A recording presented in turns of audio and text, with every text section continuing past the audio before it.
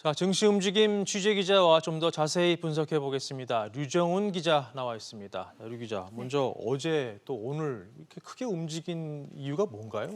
네, 다양한 이유가 나오고 있는데요. 일단은 시장의 과도한 유동성과 코로나19 불확실성, 그리고 대북 이슈 등이 언급되고 있습니다.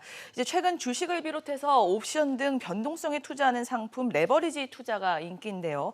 특히 시장 지수를 추종하는 인덱스 투자에 자금이 모이면서 지수 변동폭이 더 커진 모양새입니다. 여기에 코로나19 재확산 우려, 그리고 최근 부각된 대북 이슈도 변동성을 확대시켰습니다. 네, 뭐 그만큼 이렇게 널뛰기 장세가 이어졌다는 거는 불확실성이 커졌다는 얘기인데 이게 투자자들 혼란만 커지는 거 아닙니까? 네, 말씀하신 것처럼 불확실성을 보이는 건 맞지만 네. 이제 전문가들은 최근 장이 과거 연출된 패닉셀링 장과는 다르다고 보고 있습니다. 이제 장이 무너지더라도 오를 것이라는 믿음이 강해졌다라는 이야기인데요. 코로나19 이후 각국 정부가 이제 증시 부양책을 적극적으로 펼치다 보니까 증시가 요동치더라도 든든한 방어막이 생겼다라는 판단이 생긴 겁니다.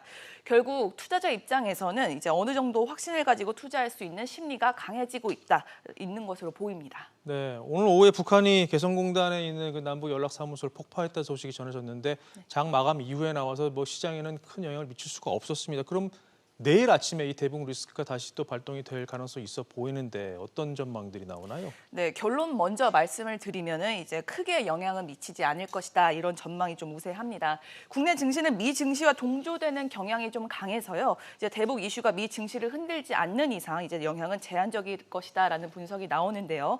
내일 다소 조정이 나타날 수는 있겠지만 그 폭이 크지 않을 것으로 보이고요. 이제 아무래도 중요한 것은 환율인데요. 내일 환율이 어떻게 반응하는지에 따라서 증시에 미칠 영향이 파급력이 달라질 것으로 보입니다. 중장기적으로는 국내 증시가 상승할 것이다라고 전문가들은 보고 있는데요. 제로금리 시대에다가 이렇다 할 부동산 정책, 확장 정책이 없는 만큼 증시로 돈이 흘러갈 가능성이 있다는 게 의견입니다. 네, 그렇군요. 류 기자 잘 들었습니다.